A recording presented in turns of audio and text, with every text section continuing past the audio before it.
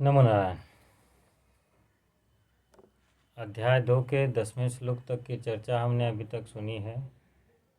यहाँ तक की चर्चा में ये बात आई है कि अर्जुन जो है युद्ध में, चाहे वो अपने पक्ष वाले मरें या विपक्ष वाले मरें, इनकी मृत्यु के भय से इतनी चिंतित हैं कि उनकी मन बुद्धि शरीर कुछ भी काम करने की स्थिति में नहीं है।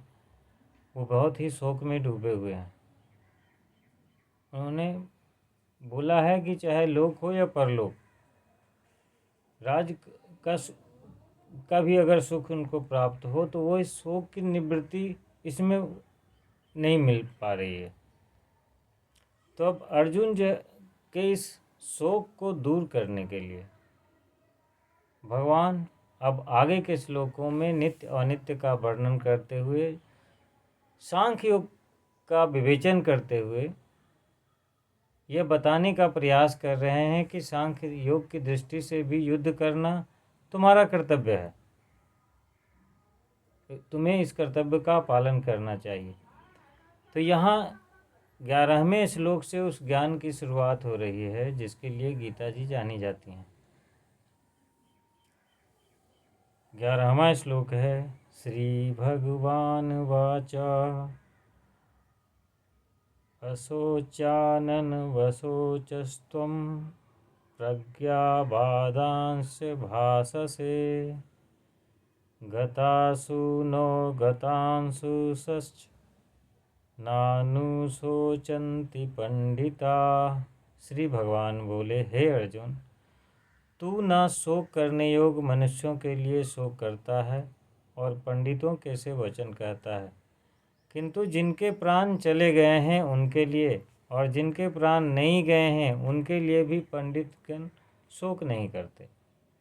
अर्जुन के शोक का मेन दो ही कारण थे।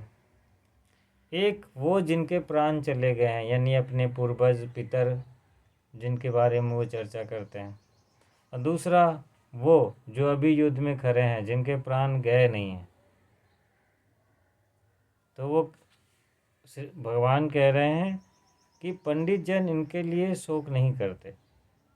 पंडित का मतलब वो जो पूजा पाठ करवाते हैं उनसे नहीं है। पंडित का अर्थ यहाँ पे ज्ञान से लिया गया है। जिनके अंदर सत्य असत का विवेक हो उनको पंडा बोला जाता है, और जो इस सत्य के साथ चलते हों उन्हें पंडित। तो जो इसका बोध हो जाए वो पंडित है।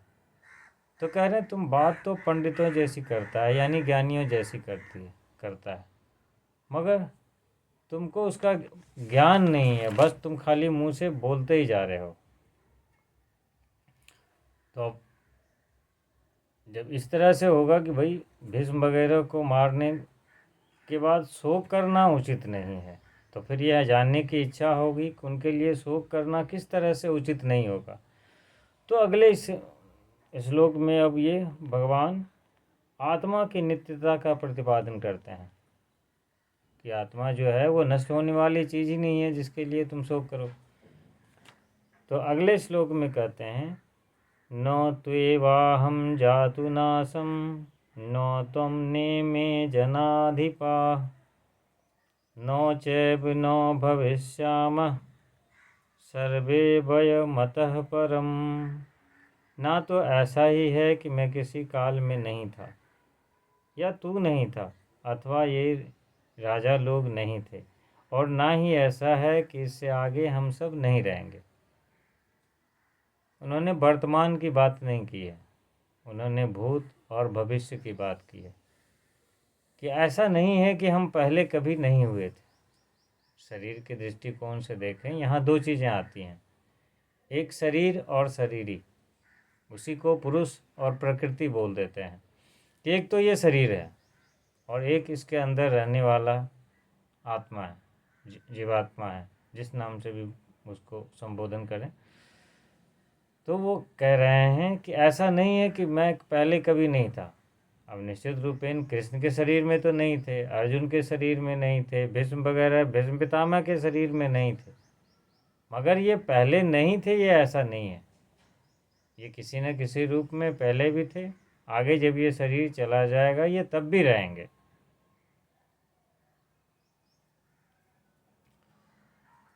शरीर बेशक ख़त्म हो जाएगा, मगर जब वो अगला जन्म लेंगे तो किसी न किसी रूप में उनकी उपस्थिति तो रहेगी ही। इसी बात का वो वर्णन करते हैं कि शरीर बेशक नष्ट हो जाता है मगर आत्मा नष्ट नहीं होती, वो तो हमेशा रहनी ही है, उसका वजूद हमेशा रहता है। इस प्रकार से आत्मा की नित्यता का वो प्रतिपादन करके अब उनकी निर्विकारता का प्रतिपादन करते हुए यह कहना चाह रहे हैं कि आत्मा के लिए शोक करना अनुचित है। इसके लिए वो अगले श्लोक में वर्णन करते हैं, देहिनो अस्मिन् यथा देहे कौमारं यौवनं जरा तथा देहांतरप्राप्तिर्धीरस्तत्र न मुह्यति। जैसे जीवात्मा की इस देह में बालकपन, जवानी और वृद्धावस्था होती है, वैसे ही अन्य शरीर की प्राप्ति होती है और इस विषय में धीर पुरुष मोहित नहीं होता। अब जैसे इसी जीवन में देखिए, पहले बच्चा जन्म लेता है, बाल्यावस्था आती है, फिर बड़ा होता है, युवा होता है, फिर वृद्धावस्था आ जाती है।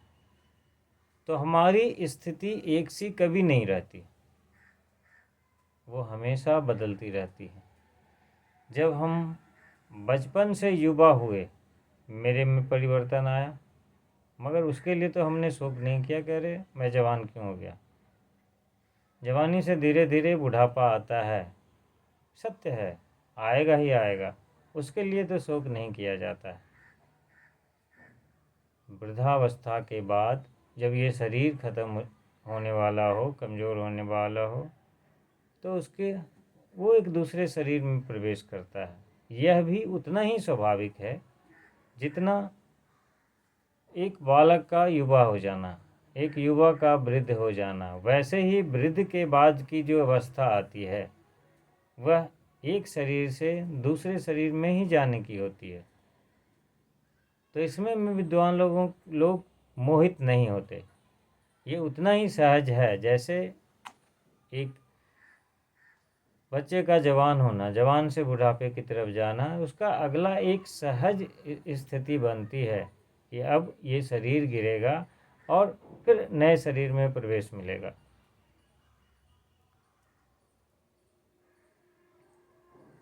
अब इन दोनों श्लोकों में आत्मा की नित्यता और निर्विकारता का प्रतिपादन करके उनके लिए शोक करना अनुचित सिद्ध किया हुआ।